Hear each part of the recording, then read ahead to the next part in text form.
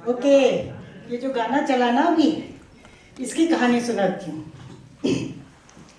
एक लड़की थी जिसको ये गाना बहुत पसंद था, और वो हेलन का गाना है, आपको पता होगा।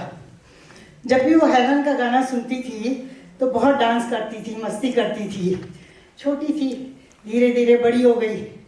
जब वो बड़ी हुई तो उसके माँ बाप ने सोचा, इसको गानों का इतना शौक़ है, फिल्मों का इतना शौक़ है, इसकी शादी बम्बई में ही करनी पड़ेगी। वो लड़की बड़ी खुश कि मेरे माँ बाप ने चलो मेरे बारे में सोचा तो सही। तो लड़का देखना शुरू किया। लड़के देखते रहे, बम्बई का कोई लड़का नहीं मिला। उससे पूछा, और किसी लड़के से शादी करोगी? कहती नहीं, मुझे तो बम्बई जाना है, फिल्म स्टार्स देखने हैं। कहते अच्छा ठीक है।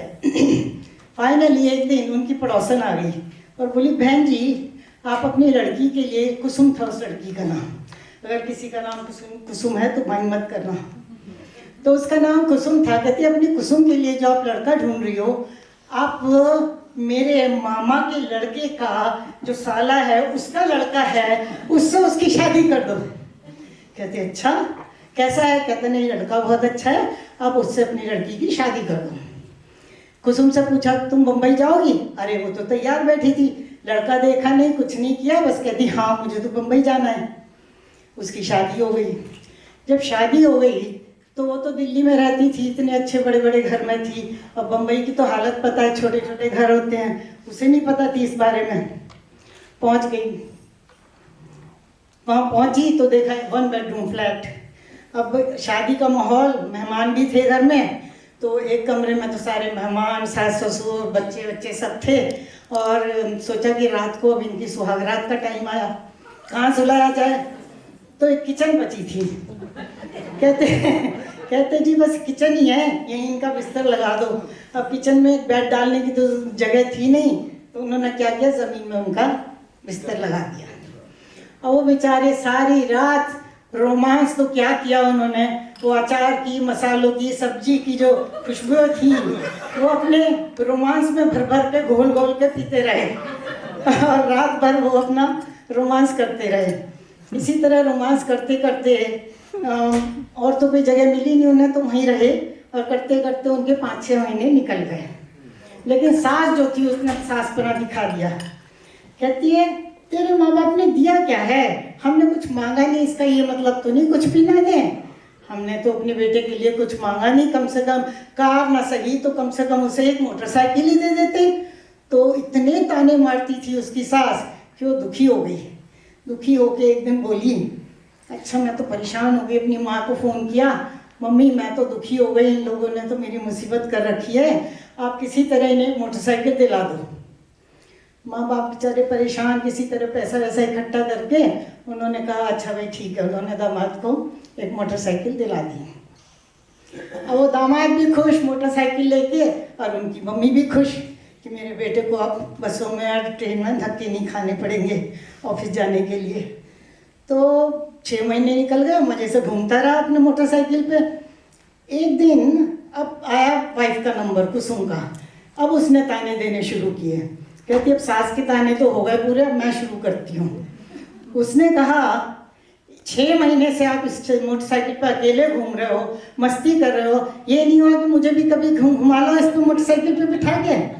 और वो रोज़ रोज़ ताने देती थी। तो एक दिन उसने सोचा चल आज अपनी बीवी को मैं बाहर चौपाटी लेके जाता हूँ। उसने कहा अच्छा ठीक है, चल बैठ गाड़ी पे, मैं तुझे लेके चलता हूँ चौपाटी। अब चौपाटी ले जाता है, वो भी बड़ी उससे चिपक के बैठ जाती है कि आज तो बड़ा मौका मिला है मुझे मोटरसाइकिल पे बैठने का।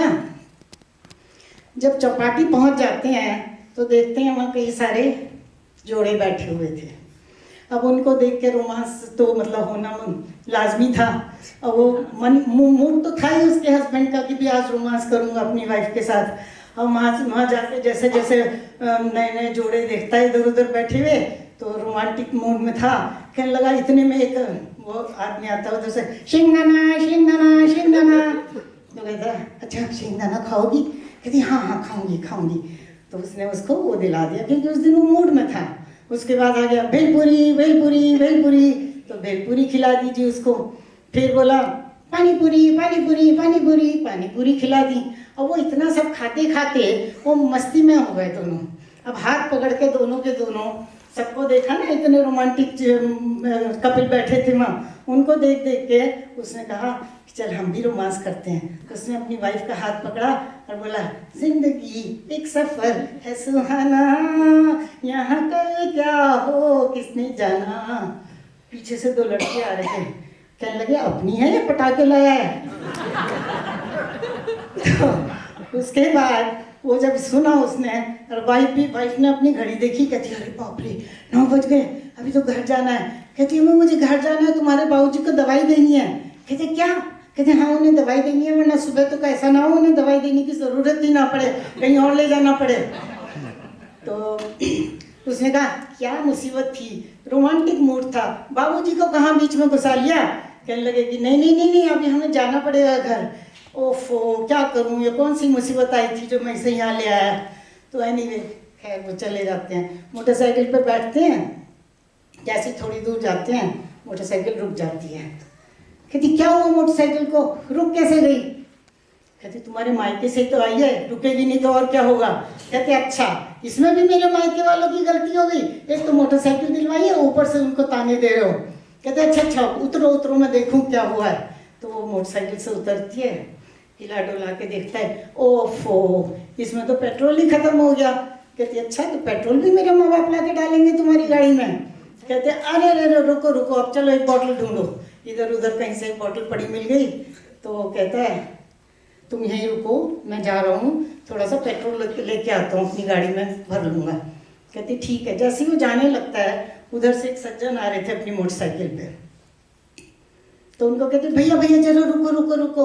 कहते क्या हुआ? कहते जी हमारी मोटरसाइकिल में ना पेट्रोल खत्म हो गया, मेरे हस्बैंड लेने जा रहे हैं, आप इनको अपनी मोटरसाइकिल पे बिठा के ले जाइए। कहते अच्छा ठीक है। तो उसके पूछे भी नहीं, वो जल्दी से मोटरसाइकिल पे बैठ जाता है। कहने लगा भाई साहब ये क्या कमाल कर रहे हो आप, बीवी को यहाँ अकेला छोड़ के और आप मेरे साथ जा रहे हो पेट्रोल लेने के लिए, ज़माना ख़राब है, कुछ ऊंच नीच हो गई, उल्टा सीधा हो गया, तुम्हारी वाइफ को कोई उठा के ले गया तो क्या करोगे? कहते हैं हाँ बात तो ठीक है। तो ऐसा कर, अपनी वाइफ से कहते हैं ये ले पैसे, ये ले बॉटल, तू ही जाके इनके साथ पेट्रोल ले आ। तो वो जैसे ही वो मोटरसाइकिल पे बैठने लगती है तो कहता है भाई साहब कमाल करते हो आप, पराए मर्द के साथ अपनी बीवी को भेज रहे हो, ये कौन सा तरीका है? तो कहता है हाँ यार ये तो मैंने सोचा ही नहीं। कि कहने लगा अच्छा ठीक है तुम उतरो। कहते अच्छा मैं और तुम दोनों ही चलते हैं इनके साथ। कहते जी खिसको जरा, हम दोनों ही बैठ के चलेंगे आपके साथ। तो जैसे वो बैठते क्या मुझे टंकी पे बिठाओगे क्या, दो नहीं चल सकते मेरी गाड़ी पर। खैर कहने लगे अच्छा ठीक है, क्या कमाल करते हो जी, अपनी मोटरसाइकिल तो यहाँ छोड़ दी और आप दोनों मेरे साथ जा रहे हो, पीछे से कोई मोटरसाइकिल ले गया तो पेट्रोल का क्या करोगे? तो कहने लगा हाँ बात तो ठीक है। तो कहने लगा अच्छा भाई साहब ऐसा करते हैं आप उतरो, अब थोड़ा सा पेट्रोल हमें अपनी गाड़ी में से आप ही दे दो। तो जैसे वो गाड़ी में से पेट्रोल भरने लगते हैं बॉटल में, कहते भाई साहब सारा मत भर लेना, थोड़ा ही भरना, मुझे भी जाना है। कहते हाँ ठीक है थोड़ा ही भरूंगा। उसने अपनी बॉटल भर ली और बॉटल भर के अपनी गाड़ी में डाला। जैसे ही गाड़ी में डाला और स्टार्ट की तो गाड़ी चल पड़ी, स्टार्ट हो गई। तो अपनी वाइफ से कहता बैठो चलते हैं। तो इतने में वो आदमी कहता है, वो सज्जन जिसकी मोटरसाइकिल में से पेट्रोल लिया था, कहता वो किक मारता है तो उसकी गाड़ी नहीं स्टार्ट होती। कहते ये क्या हुआ, मेरी गाड़ी नहीं स्टार्ट हो रही। कहते भाई साहब रुको, क्या किया आपने, तो सारी टंकी खाली कर दी, अब मैं क्या करूं? कहते वही करो जो मैंने किया है।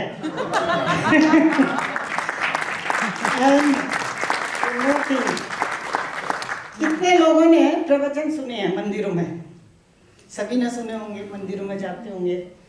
तो एक महात्मा जी आए, महात्मा जी प्रवचन सुना रहे थे और उसमें मौन व्रत के फायदे बता रहे थे कि मौन व्रत रखने से क्या क्या फायदे होते हैं। तभी एक सज्जन खड़े हुए तो उन्होंने कहा मौन व्रत रखोगे तो तुम्हारी ज़बान पे ना एनर्जी आती है बहुत, और जो तुम्हारी इंद्रियां हैं उन पे वश करना आता है आपको। तो ये सब फायदे बता रहे थे। इतने में एक सज्जन खड़े होकर कहते हैं भाई साहब मेरी वाइफ को तो किसी एनर्जी की ज़रूरत नहीं, उसकी ज़बान तो सारा दिन ही चलती रहती है, यहाँ तक कि रात को सपने में भी सोते सोते बुड़ बुड़ बुड़ बुड़ करती ही रहती है। धन्यवाद।